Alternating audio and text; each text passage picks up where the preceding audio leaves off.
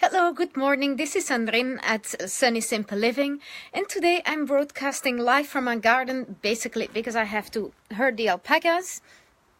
And today we're going to talk about living without money, about the idea of living without money, because I see a lot of people want to go live off the grid because it's going to save them so much money and they want to get away from capitalistic society and things like that. So I thought, let's do a video about that. And at the same time I'm herding the alpacas, and usually they're quite fine being here by themselves, but we took away the fence between the rest of the land and the vegetables, so that might mean they're going to eat all of our vegetables if we don't mind them. And also yesterday they went for a walk, and they went for a really nice walk, and we couldn't find them for over 4 hours. We kept driving and walking and shaking the football and everything, and they were really gone. Turned out they were on the neighbor's land. We just couldn't see them for some reason. They were really well hidden there, but thankfully the neighbor was plowing his field and discovered 4 alpacas there. But now we're back to really herding them. Now today let's talk about living without money. And first of all, let's say what I think about it. It's a really nice idea, but the only way to really live without money is if you have everything you need before it. So if you have tools you need, or if you and machinery and everything, if you have all the seeds, if you have a big amount of land, if you have a house and everything, and then it might be possible to kind of live without money if you are in a country where you don't have to pay contributions, don't have to pay taxes or anything. Or it's probably possible to live without money if you're just winging it and just living in a tent somewhere in the bushes and collecting your own food and everything. However, that's not exactly what I'm going to talk about today. I'm going to talk about finding ways to basically spend less money. And there are a few initiatives around here that I wanted to talk about. And we started, I say we sometimes, it's a big group I'm kind of part of, but I wasn't one of the people doing it, but still I try to help out where I can. So they basically started doing, first of all, they started their own alternative currency. And that was a really fun thing because, it's called the fura, and we just decided that 1 fura would be the equivalent of €1. And so we started our own alternative currency. So if you're just tuning in now, say hi so I know who's in there. And have you ever encountered an alternative currency where you are? Maybe you're somewhere else in Spain, maybe you're somewhere else in the world. Do they have alternative local currencies? I'd really like to know about that.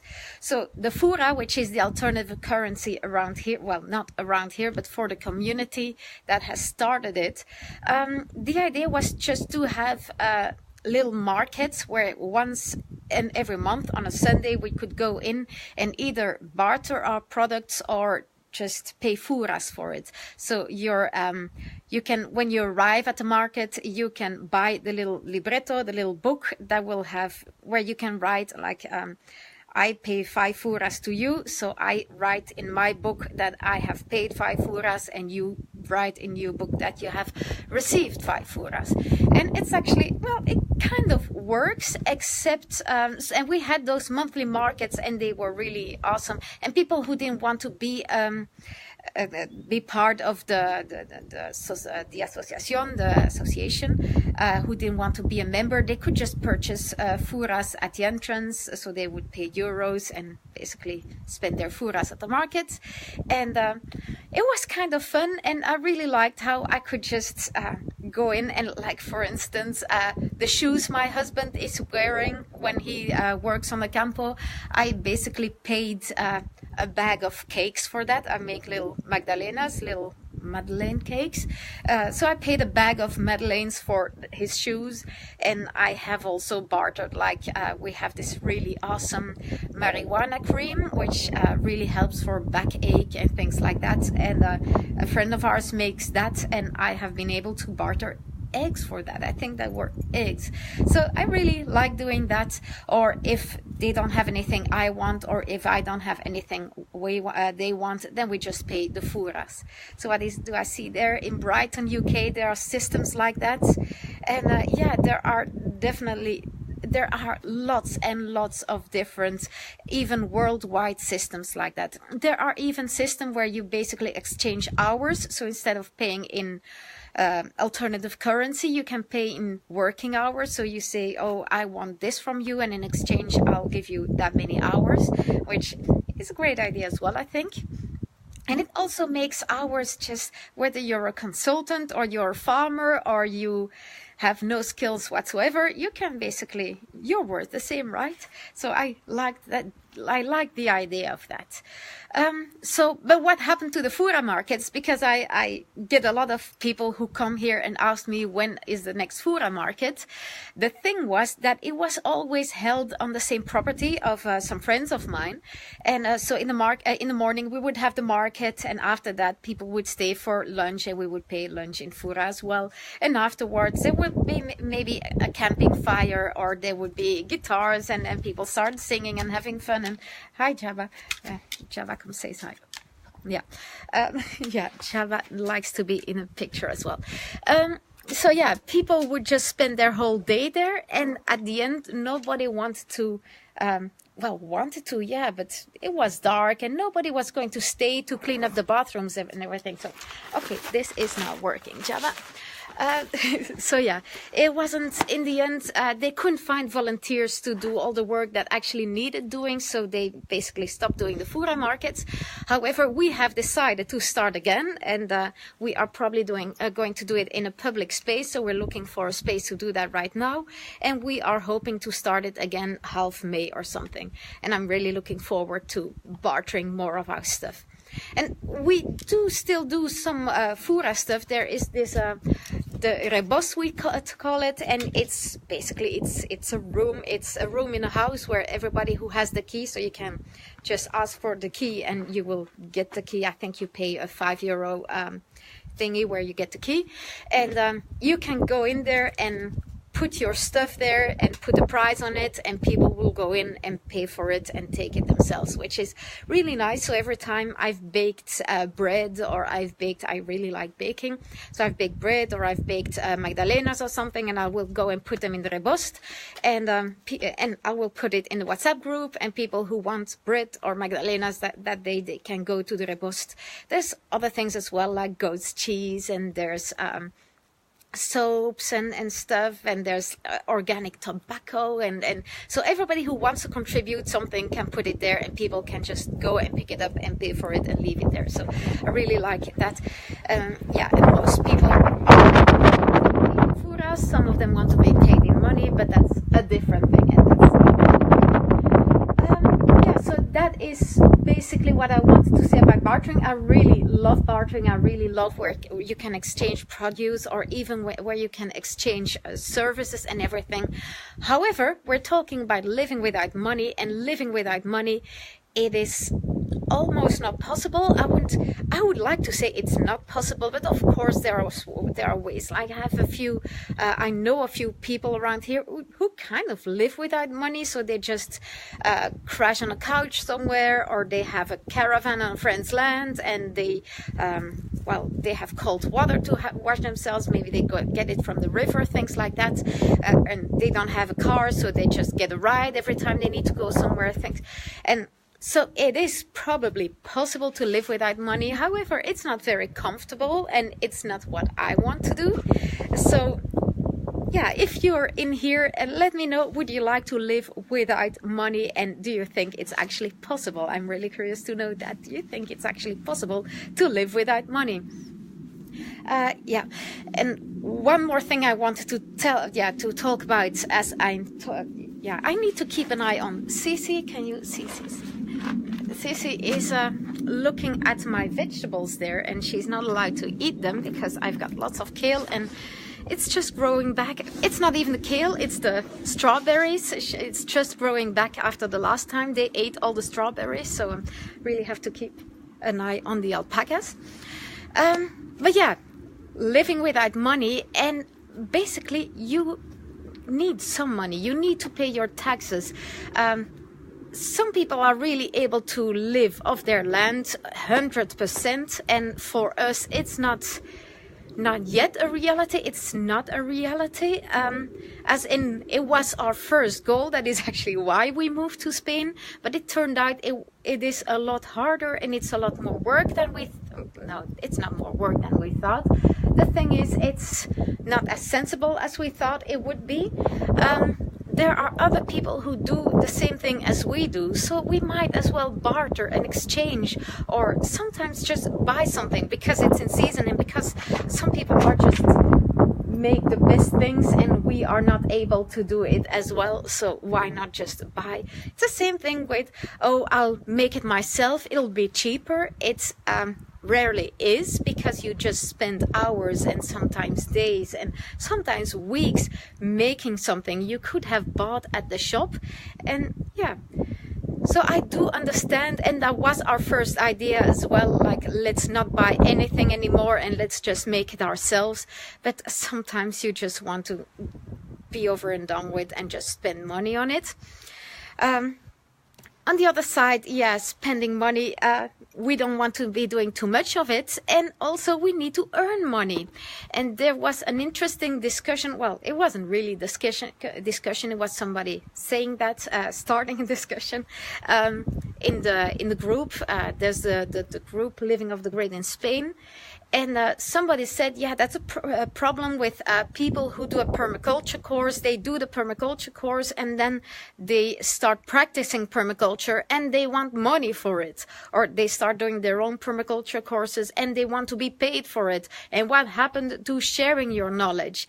And while that is a really nice idea, to share your knowledge for free and to just allow everybody to share in everything, however, you still need to pay your bills. You have probably invested in doing that permaculture course or doing whatever, yeah, you have been doing. I'm going to walk a bit because I can't see the alpacas anymore. So, oh yeah, they're over there, so that's okay. Yeah, you have invested, you have bills to pay, maybe you have a family to support even. So how bad is it to ask for some money if yeah, to teach other people what you know, right? And what are other people saying there in the chat?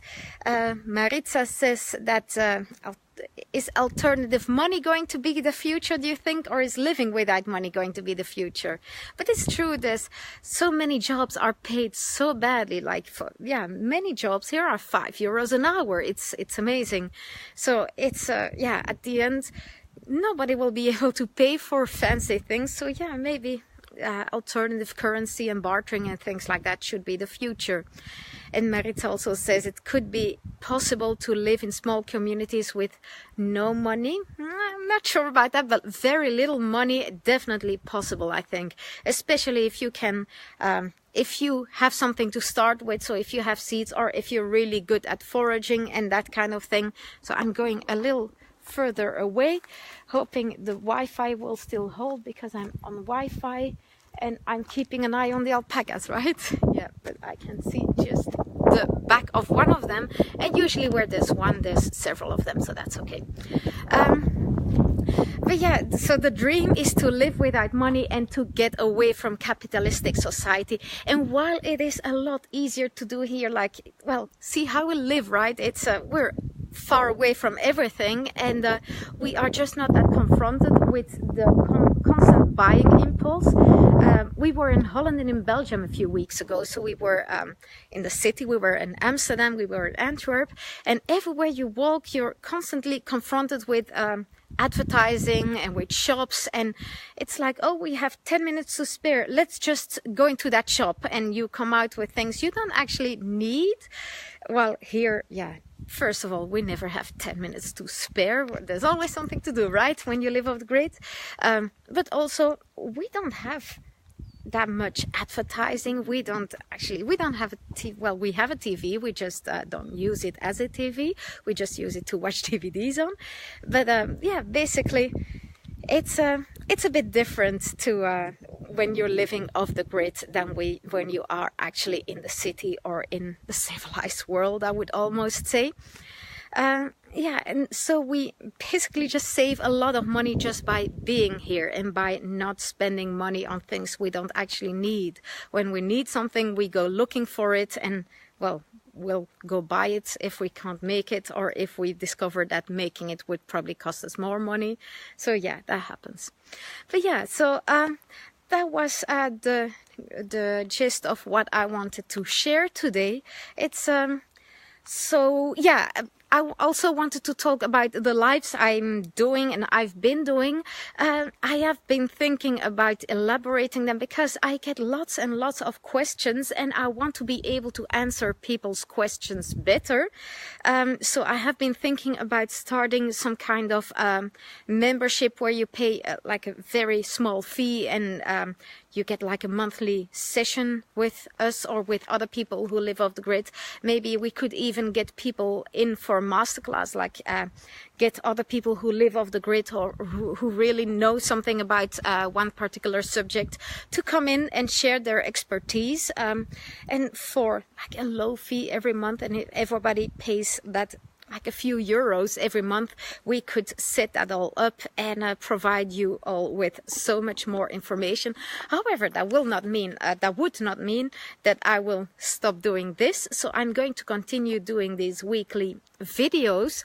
However, I've been asking on the page, and I had a poll up, and I asked you guys, like, what do you think? Should I continue doing them live, or would you prefer some more structure, and would you prefer pre-recorded videos? And lots of people said, well, actually Friday isn't working for me, so I am going to do one more thing on Friday just because it was planned that way and announced that way, and after that I am probably going to do more pre-recorded videos. I'm also going to do a few videos with other people. There will be one about raising children on of the grid. There will be, or living in a tiny house while raising children off the grid, basically, with my friend Melissa. There will be one about having a bed and breakfast or some kind of tourism accommodation of the grids, because lots of people ask me about that as well.